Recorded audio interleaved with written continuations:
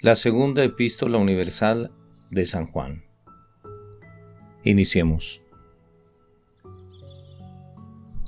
Antes de empezar a leer los versículos 1 y 2, debemos destacar que esta segunda epístola de Juan es más notable por el espíritu de amor cristiano que emana que por cualquier otra cosa, pues casi no contiene nada que no se encuentre en la anterior.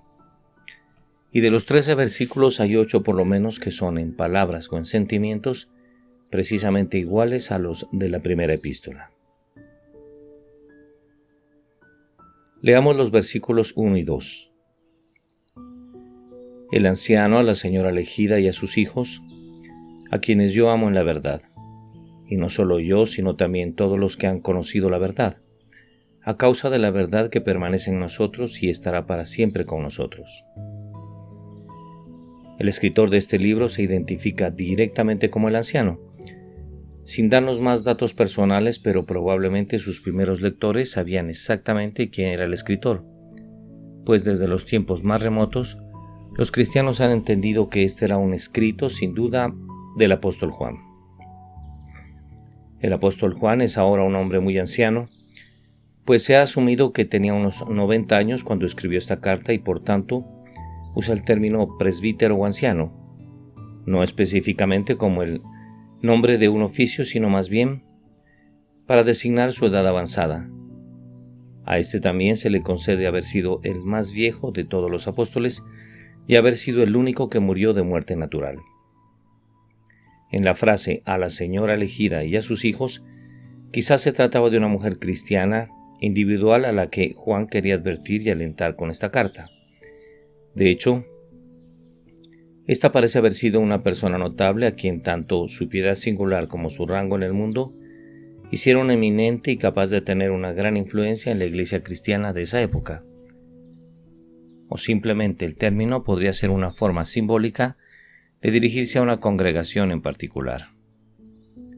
Así, es más probable que la frase sea una personificación que una persona. No la iglesia en general, sino alguna iglesia local sobre la que se reconocía una jurisdicción del anciano, siendo sus hijos los miembros individuales de la misma iglesia. Como dato curioso, en estos dos versículos Juan probablemente no se menciona a sí mismo, ni a la señora elegida ni a sus hijos por nombre, porque esto fue escrito durante un tiempo de persecución, y quizás Juan no quería implicar a nadie por su nombre en una carta escrita, ya que si la carta era interceptada y las autoridades sabían a quién estaba dirigida por su nombre, podría significar la muerte de esas personas. A quienes yo amo en la verdad y no solo yo. Quienquiera que haya sido la señora elegida, lo cierto era que era amada por todos los que han conocido la verdad, puesto que si conocemos y amamos la verdad, amaremos a los que también conocen y aman la verdad. Hablamos más específicamente aquí de que la verdad que permanece en nosotros también vive en otros que conocen la verdad. En esta segunda epístola vemos a Juan bastante enfocado en la idea de la verdad, como lo estuvo en todos sus escritos. De hecho, usó la palabra verdad unas 37 veces en sus escritos del Nuevo Testamento. Esto muestra que lo que une a los cristianos no es la compatibilidad social o política o de clase, sino que más bien lo que nos une es una verdad común. Es por eso que el uso y la aceptación de la verdad es tan importante para los cristianos. Estará para siempre con nosotros. Esta frase lo que nos indica es que la verdad no cambia. La verdad será verdad para siempre y tendremos a la verdad para siempre en la eternidad. Mucha gente hoy en día piensa que la verdad cambia de una era a otra y de una generación a otra, pero la Biblia sabe y dice que la verdad estará para siempre con nosotros de forma inconmovible. Versículo 3. Sea con vosotros gracia, misericordia y paz de Dios Padre y del Señor Jesucristo, Hijo del Padre, en verdad y en amor. Juan en este versículo presenta una versión ligeramente ampliada del saludo estándar en las cartas del Nuevo Testamento, pues en este saludo no solo deseaba misericordia y paz para sus lectores, sino que Él las otorgó con confianza al decir que ellas sean con vosotros de Dios el Padre. En verdad y en amor. Juan difícilmente puede escribir un versículo sin mencionar estos dos temas, pues son sus favoritos. Ahora, la gracia, misericordia y paz que Dios tiene para nosotros son todas dadas en verdad y amor, y fuera de la verdad y el amor de Dios nunca podremos tener gracia, misericordia y paz. Haciendo un paréntesis en esta interpretación de la segunda epístola de Juan, quisiera mencionar qué profundo y dulce ritmo de significado hay en los primeros 3 versículos de esta carta. Es por eso que uno los lee una y otra vez hasta concluir que la gracia, la misericordia y la paz están con nosotros, de Dios el Padre y de Jesucristo, el Hijo del Padre, en verdad y en amor. En la línea el Hijo del Padre, el apóstol todavía tiene en cuenta la concepción milagrosa de Cristo, algo que los gnósticos negaban y aún niegan absolutamente, y que de paso se ha dicho, esta mencionada aquí es una doctrina fundamental de nuestra salvación. Versículo 4. Mucho me regocijé porque he hallado a algunos de tus hijos andando en la verdad, conforme al mandamiento que recibimos del Padre. Lo que podemos decir de este versículo es que este es el verdadero y fiel corazón de un pastor, saber que su pueblo anda en la verdad. Ahora, si bien la verdad no es la única preocupación de un pastor, es su gran preocupación y es su gran consuelo para un pastor ver que aquellos a quienes ama y por quienes se interesa anden en la verdad y obedezcan a ella. Los hijos que aquí se mencionan pueden ser sus propios hijos, hablamos de la mujer elegida, o pueden ser aquellos miembros de la iglesia bajo su cuidado, como también pueden ser ambos al tiempo. He hallado a algunos de tus hijos andando en la verdad. Juan se regocijaba porque cuando el pueblo de Dios anda en la verdad, también permanece en Dios. Esta es su garantía, y la misma garantía e idea expresada en 1 de Juan, capítulo 2, versículo 24, que dice: Lo que habéis oído desde el principio permanezca en vosotros. Si lo que habéis oído desde el principio permanece en vosotros, también vosotros permaneceréis en el Hijo y en el Padre. Así, la verdad no solo es importante por sí misma, sino que también nuestro andar en la verdad demuestra que verdaderamente andamos con el Señor. Versículo 5. Y ahora te ruego, Señora, no como escribiéndote un nuevo mandamiento, sino el que hemos tenido desde el principio, que nos amemos unos a otros. Acá lo que vemos es que Juan no era demasiado orgulloso para suplicar por un asunto tan importante, mucho menos cuando se trataba de algo tan vital en la vida cristiana como lo era el mandamiento de que debemos amarnos unos a otros. No como escribiéndote un nuevo mandamiento. Juan sabía que esto no era nada nuevo para sus lectores, pues somos conscientes de que repitió el tema a lo largo de 1 de Juan y a través de todo su evangelio. Sin embargo, debido a que este tema era tan esencial, tenía que repetirse y usarse como recordatorio cada vez que se pudiera. En la frase, que nos amemos unos a otros, lo que vemos es que simplemente la integridad de nuestra vida cristiana se puede medir por nuestro amor unos por otros, como lo dice el escritor en Juan 13:35 y 1 de Juan 4:20. Versículo 6. Y este es el amor, que andemos según sus mandamientos. Este es el mandamiento, que andéis en amor como vosotros habéis oído desde el principio. Si amamos a Dios, obviamente obedeceremos sus mandamientos. Y hacemos esto no porque pensemos que sus mandamientos son cargas pesadas, sino porque vemos que son lo mejor para nosotros. En pocas palabras, estos mandamientos de los que habla Juan son guías y regalos de Dios para nosotros. Andemos según sus mandamientos. El amor verdadero siempre andará por el camino de los mandamientos, y al respecto Juan advertía contra aquellos que pensaban que lo único importante en la vida cristiana era un amor vago que no tenía lugar para la obediencia. Entonces lo que ocurre aquí es que quizás no logres distinguir entre el amor y la emoción del amor, pues no son lo mismo. Ahora, esto lo que quiere decir es que podemos amar sin ser directamente conscientes del amor, o sin poder estimar su fuerza y pasión. Es por eso que en la siguiente frase está la solución a muchos de nuestros cuestionamientos respecto del amor de Cristo, cuando dice: a aquel a quien ama se obedece. Versículos 7 al 9. Porque muchos engañadores han salido por el mundo que no confiesan que Jesucristo ha venido en carne. Quien esto hace es el engañador y el anticristo. Mirad por vosotros mismos para que no perdáis el fruto de vuestro trabajo, sino que recibáis galardón completo. Cualquiera que se extravía y no persevera en la doctrina de Cristo no tiene a Dios. El que persevera en la doctrina de Cristo, ese sí tiene al Padre y al Hijo. Juan sabía muy bien que los falsos maestros eran un peligro latente para la iglesia en su época. De hecho, el problema inmediato en 2 de Juan es el de los maestros o misioneros viajeros, pues de acuerdo con la ética cristiana, todos los que viajaban de esa manera debían recibir hospitalidad por parte de los cristianos en la ciudad a la que llegaban.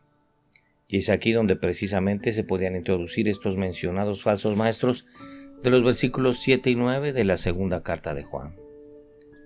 En las palabras «es el engañador», Juan tenía en mente principalmente el peligro en su propio tiempo, de aquellos que pensaban que Jesús, siendo Dios, no podía tener una conexión real con el mundo material, puesto que estos decían que Jesús solo tenía una conexión aparente y no real con este mundo material. Para combatir esto, Juan hizo una declaración bastante clara: debemos confesar que Jesucristo ha venido en carne. Esto significa que Jesús vino como un hombre real en su primera venida, pero también significa que volverá como un ser humano en su segunda venida, aunque en una humanidad glorificada, y esto, claro está, sumado a su deidad eterna. Por tanto, un verdadero Jesús de carne y hueso volverá a la tierra. En la línea «es el engañador y el anticristo», entendemos que contra esta falsa idea de Jesús, Juan insiste en que aquellos que no confiesan que Jesucristo ha venido en la carne, indefectiblemente son engañadores y tienen por demás el espíritu del anticristo. De hecho, Juan nos advirtió contra estos anticristos en su primera carta y nos dice que son aquellos que no solo se oponen a Jesús, sino que también ofrecen a un Cristo sustituto. Así también este espíritu del anticristo algún día encontrará su cumplimiento máximo en el anticristo humano, quien en los últimos tiempos guiará a la humanidad en una rebelión total contra Dios. Cualquiera que se extravía y no persevera en la doctrina de Cristo no tiene a Dios. Acá entendemos que nunca encontraremos algo noble, sincero, valiente o admirable en un falso Jesús, pues al negar al Jesús bíblico siempre rechazaremos tanto al Padre como al Hijo. Juan traza aquí una línea crítica de la verdad sobre la cual es herejía transgredir esta doctrina fundamental de la palabra. En nuestros días, lo que encontramos es que debemos lidiar con las negaciones modernas del Jesús bíblico con la misma pasión que tuvo Juan en su día. Sin embargo, el día de hoy, con tantas negaciones eruditas, entre comillas, de Jesús, y en contraposición con el registro histórico de los evangelios, es más importante que nunca saber quién es el verdadero Jesús según la Biblia y amar y servir a este verdadero Jesús. Extravía. La palabra extravía tiene la idea de ir más allá de una frontera. Por tanto, nunca deberíamos ir más allá de las enseñanzas de Jesús y más allá de quién Él es y de lo que ha hecho por nosotros. Así, cualquiera que crea que tenemos o deberíamos ir más allá de lo que la Biblia dice claramente acerca de Jesús, indudablemente se ha extraviado. Al respecto, hay un verdadero progreso en la vida cristiana, pero es un progreso basado en un conocimiento más profundo del Cristo histórico y bíblico. Así, el progreso en cualquier otro terreno puede llamarse progreso, pero es un progreso que deja atrás a Dios y por lo tanto no es un progreso que valga la pena en absoluto. Entonces llegamos a la conclusión de que cuando la enseñanza de la Biblia necesita ser completada por alguna, entre comillas, clave de la Biblia o por alguna mal llamada nueva revelación, esto es una señal segura de que se está presentando una doctrina, entre comillas, avanzada o más directamente una doctrina errada de su palabra. Mirad por vosotros mismos, para que no perdáis el fruto de vuestro trabajo. Apartarnos del verdadero Jesús no significa otra cosa que arriesgarse a perder las cosas por las que trabajaron los apóstoles y otros santos fieles de la Iglesia. Esto también nos muestra que no es suficiente para nosotros comenzar bien, sino que debemos terminar nuestra vida con fe para recibir un galardón completo, como dice la palabra. Versículos 10 al 11. Si alguno viene a vosotros y no trae esta doctrina, no lo recibáis en casa ni le digáis bienvenido, porque el que le dice bienvenido participa en sus malas obras. Si alguien viene a nosotros negando la verdadera doctrina de Jesús y promoviendo una falsa doctrina, Juan dice que no debemos brindarle hospitalidad ni ayuda a los que promueven su propia versión falsa de Jesús, puesto que hacerlo es participar de sus malas obras. Estas palabras mencionadas en este pasaje significan, según el uso oriental de ellas, lo siguiente: no tengas conexión religiosa con ellos, ni hables con ellos para inducir a otros a creer que los reconoces como hermanos. Como ejemplo, supongamos que el maestro visitante afirma ser un misionero cristiano o incluso un profeta, pero enseña una doctrina claramente falsa. Aquí la hospitalidad exigiría que se le proveyera, pero hacerlo parecería participar en la difusión de sus falsas enseñanzas. Entonces, ¿debe ser recibido o no debe ser recibido? El que le dice bienvenido. Juan se refiere a bienvenido en un contexto mucho más complicado que el nuestro. En esa cultura significaba mostrar hospitalidad y brindar ayuda. Sin embargo, para el creyente débil o inexperto es mejor si ni siquiera saluda a aquellos que promueven un falso Jesús, como son el caso los mormones o los testigos de Jehová. Esto no significa que debamos evitar tener algo que ver con los que están atrapados por las sectas, sino que, como indica Juan, debemos hacer una distinción entre aquellos que enseñan estas doctrinas que niegan a Cristo, cuando dice aquellos que traen esta doctrina, y los que simplemente creen en las doctrinas sin tratar de difundirlas. Estas palabras podrán sonar severas, pero no por esto Juan ha perdido su amor, sino que más bien debemos considerar estos dos puntos. Primero, Juan no está hablando de todos los que creen el error que se disfraza de verdadero cristianismo, sino de aquellos que enseñan esos errores que se disfrazan de verdadero cristianismo. Segundo, Juan no se refiere a todos los maestros que yerran, sino a los que yerran y que están activos en la enseñanza de esos errores fundamentales. No le recibáis en casa ni le digáis bienvenido. Esto también puede traducirse como no lo reciben en su casa. Así es posible que Juan se esté refiriendo más específicamente a no permitir que estos maestros herejes entren en la casa donde los cristianos se reúnen, aun cuando así se violen algunos principios cristianos. Quizás, por lo tanto, no sea la hospitalidad privada lo que Juan prohíbe, sino más bien una bienvenida oficial a la congregación, junto con la oportunidad que se le brindaría al falso maestro de propagar sus errores.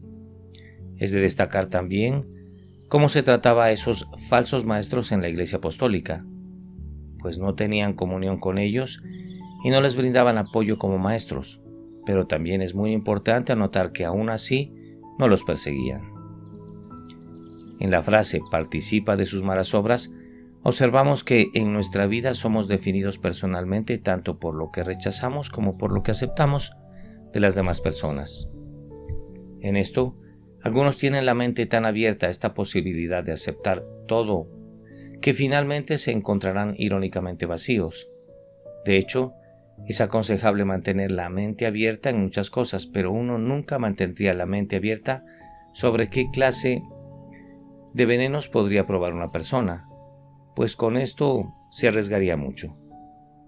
Así, puedes decir que sí a todas las cosas correctas, pero también deberías decir no a lo falso y a lo malo. En pocas palabras, necesitamos volvernos buenos rechazando lo que en realidad debería rechazarse.